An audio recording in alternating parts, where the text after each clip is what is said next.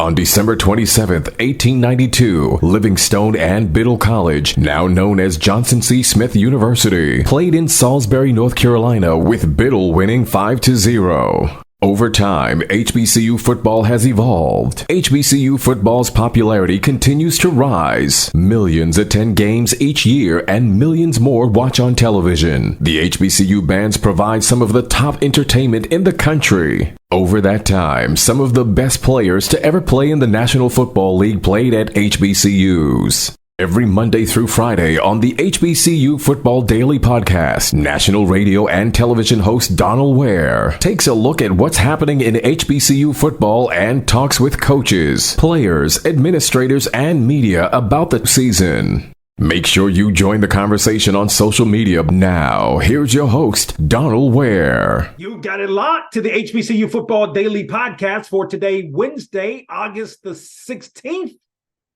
I'm Donal Ware, 10 days away from the start of the HBCU football season, the hump day edition of the HBCU Football Daily Podcast. And we're going to do a little bit something different today here on the podcast, particularly in light, that is, of Jamie Gillan, former All-America punter for Arkansas Pine Bluff, now with the New York Giants in the offseason. He signed a 2-year, $8 million deal with the Giants. And so we hope to catch up with Jamie sometime during the course of the season. That said, had a chance to catch up with Jamie Gillan again last September, right here on BOXTOROW and the HBCU Football Daily Podcast. As we continue here on BOXTOROW, we're joined by a gentleman in his fourth season in the National Football League, first with the New York Giants. He is a punter, a former BOXTOROW All-American at Arkansas Pine Bluff. The Giants, primetime, Monday Night Football against the Cowboys, as Jamie Gillan joins us here on the program. What's going on, Jamie? Oh, just hanging out. Thanks for having me on your podcast. Just honestly getting ready for Monday. You know, it's a big game because the next one. But it's exciting. It's going to be fun on a Monday night. Big rivalry, so it's all exciting stuff. No question about it. You're averaging 51.1 yards per punt, which is fifth in the National Football League. Your thoughts? The Giants are off to the fast 2-0 start. Yeah, I mean, we've spent all offseason trying to build a culture here, still trying to do it, one by one game at a time. It's been great. Loving what Coach Dabo is preaching here. Everybody's trying to get on the same page, and I would say is on the same page. We're just riding the wave through the season. It's hard to win a National Football League, and we just got to keep plugging away, And for you, I mean, your thoughts on your season? I mean, because when you look at it, I mean, you have been able to pin, teams back to give them, more difficult starting field position and things of that nature, which has helped to this 2-0 start.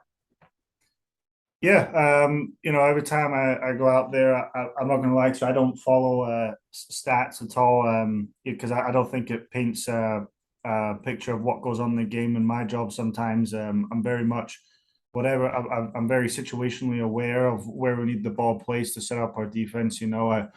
I could you can average a lot, but can be out kicking your coverage, and that's not the game plan right there. I need to match my distance with my hang time.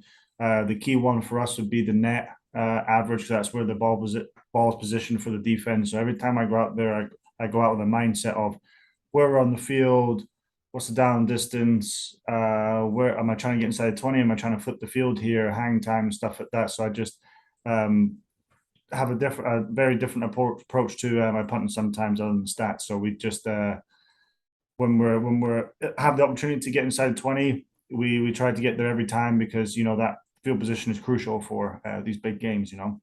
Yeah, no question. I mean, you broke it down right there. It's not all about the numbers, although I would say your career average for net is in excess of 40 yards, which is pretty good, I think. But with that being said, talk about the times that you have to kind of get the hang time going opposed to trying to get the ball as far as you can and how you're able to balance the two.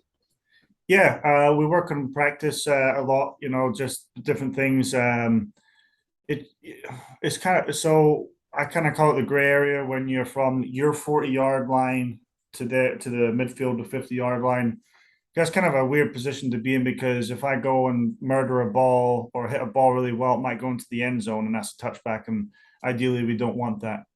So we call it a 60-40 ball. If I kick it into the end zone, it's a 60-yard punt, but a 40-yard net. So I kind of play with different punts in that area of the field to match the hang time and distance so we can get down there and cover so we can get the ball down inside 20. So I go for after 40 yards, 40 yards, you want ideally goes, you want 4.40 seconds of hang, 41 yards, 4.1, 42 yards, 4.2.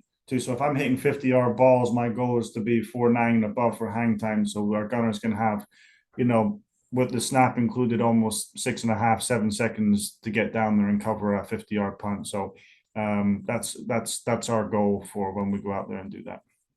Jamie Gillan, punter for the New York Giants, joins us here on the program. The Giants, of course, in primetime Monday night against the Cowboys. You're with the Giants.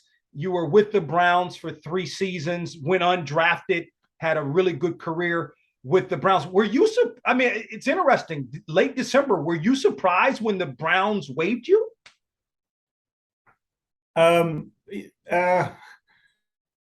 would say I don't really know what goes on in the minds of the people who make those decisions. I had COVID,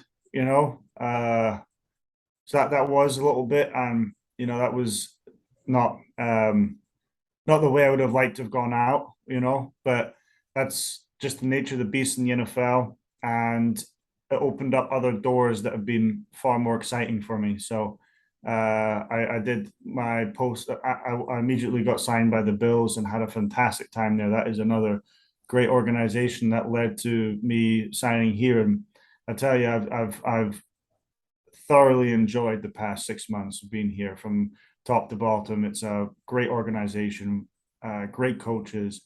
The owner of the team, both of them are fantastic individuals. So it's been great, and we're just trying to build something here. And the way I look at it is, I was blessed, as they say, with another opportunity, and it's up to me to take it. There's loads of guys that can get opportunities, but can you take it? Can you do it when you're supposed to do it? Can you go out there, 4th down, 2 minutes left the game, do your job when you're supposed to do it? So I was just super happy to be here, but with the goal in my mind of being the best punter I can be for this team, and I'm here for a reason. They call you. I think you picked up the name the Scottish Hammer in high school. You were, matter of fact, in Leonardtown, Maryland. Right with that. Do you like that name? Anybody can call me whatever they want. I'm cool. I mean, it was kind of funny. It kind of threw me off guard. I remember we were sitting in Pine Bluff, and I think it was Good Morning Football or something came on. Tom Pelissero. They were talking about me pre-draft, and someone had found the old Huddle film from what my coach had made, and saw the Scottish Hammer, and they decided to give you that nickname. Like, oh man, here we go. So it's stuck, and so I might as well roll with it, right? yeah. No, it's a really cool name. I guess more on a serious note, your thoughts on the passing of Queen Elizabeth. Oh, yeah, my dad's military. So I was born into a military family. So, we mourn the loss of the Queen, and we have the utmost respect for the monarch and stuff. So it's kind of odd now that I've been in the USA for so long, you kind of lose touch with a lot of the politics and what goes on over there. So when that popped up on my newsfeed, I was it's hard. It sucks, someone lost their mother, so it's everybody was very upset about that. But now it's going to be interesting, the dynamics of that situation over there. Yeah, no question. But you've been in the U.S. You're right, for a long time. One thing you haven't lost is that accent, though. I'm surprised, actually. Sometimes I do say things with a little kind of American twang to it. Man, what's happening to me? No doubt. Jamie Gillan joins us here on the program. What do it's interesting that take us through the story of how you ended up at Arkansas Pine Bluff. Yeah, it was definitely a unique one. I played 5 games of high school football. My coach was saying to me, "Look, you got a good leg. You can get scholarships for this." And my mom, my dad, and me were thinking, "Scholarship? Like, they would really give a kicker a scholarship? Okay." And teams were offering me preferred walk-ons and stuff, and I wasn't willing to take. I didn't want to take that because I was going to go back home and play rugby and do that route. And then I got a scholarship to Bowie State, and I accepted it. And I didn't sign the paperwork. And then out of nowhere, my buddy was working at the gym. He followed a bunch of recruiters on Facebook. Someone had posted on Facebook that Arkansas Pine Bluff's kicker had decommitted. He goes, screw it, I'll put Jamie's film in there. I get a phone call that night. I was out with some of my friends. I accepted it. I remember the coach kind of saying, "You don't have any other questions?" I was like, "No, you said D1, full scholarship, I'll be there." And I woke up in the morning and I didn't even know what HBCU was. I had no idea what I was getting into. I thought it was a feeder school into the Razorbacks. I was so confused. I didn't know what was going on.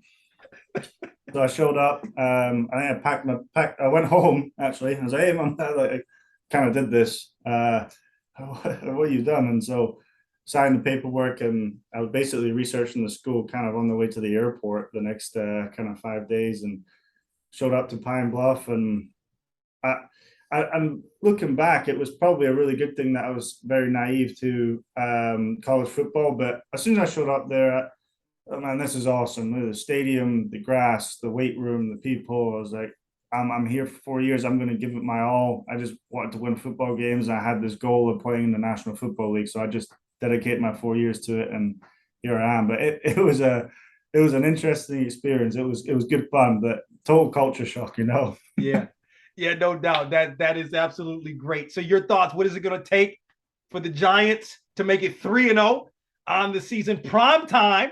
Everybody's going to be watching you, right? Against the Cowboys. It is going to take everyone on that sideline in the box to do their job. So that's it's going to take high level of execution, everybody doing their job, doing their part, and being together as a team. I mean, you saw the past couple of games. It was a slugfest. We've gotten it out, and we just have to keep doing it. Whether it's a dirty win or a good win. And our whole just focusing on the game plan this week, studying film, watching the opponents, going into Monday night fully prepared. And just going, and then from there, it just takes execution and practice habits. We're always concerned about the process, especially for me, Graham, and Casey. Graham, the kicker, and Casey, the snapper. Process is such a big thing for us, and we focus on that all week. And then you have to let it rip on the Monday night and see what you got. Yeah. Now you kicked a couple of field goals in preseason, right? Yeah, I did. Yeah. Did you do that at Pine Bluff too? Yeah, I did all 3 in Pine Bluff. Okay. So that was it. Kind of just muscle memory. Just kind of went back to what I used to do. I mean, we used to kick a lot in Pine Bluff, and I was blessed with 2 very good coaches in Pine Bluff that helped me on this journey. So I just kind of went back to muscle memory and poked them through. Yeah, former BOXTOROW All-American, 4th year in the National Football League, first with the New York Giants. He's the punter. He's known as the Scottish Hammer. He is Jamie Gillan. He joins us here on the program. Jamie, really appreciate the time. I'm trying to catch up with you for a while. We've gotten it done. Continued success to you and the Giants. Thank you. I really appreciate that. So the conversation with Jamie Gillan from last year, as again, he signed the 2-year extension with the New York Giants, one of the best punters in all of the National Football League, and again, played his collegiate ball at Arkansas Pine Bluff. So on tomorrow's edition of the HBCU Football Daily Podcast, going to talk some more HBCU football as we get you set for the upcoming season, which again kicks off on Saturday, August the 26th. Don't forget to tell a couple of friends about the HBCU Football Daily Podcast, where you can watch us on the BOXTOROW YouTube channel. Also, you can find us on BOXTOROW.com as well as iHeartMedia.com for any comments you may have. Also, hit us up on Twitter at BOXTOROW and follow us while you're there. Talk with you tomorrow. We hope you enjoyed this episode of the HBCU Football Daily Podcast. You can also listen to the podcast at BOXTOROW.com, iHeartMedia, or wherever you get your podcasts. Don't forget to get your HBCU football fix on BOXTOROW with Donal Ware each weekend on the radio station near you, and on SiriusXM on HBCU, Channel 142, and on ESPNU Radio on SiriusXM, Channel 84. Follow us on Twitter and Instagram at BOXTOROW for the latest in HBCU football, and don't forget to tell a friend.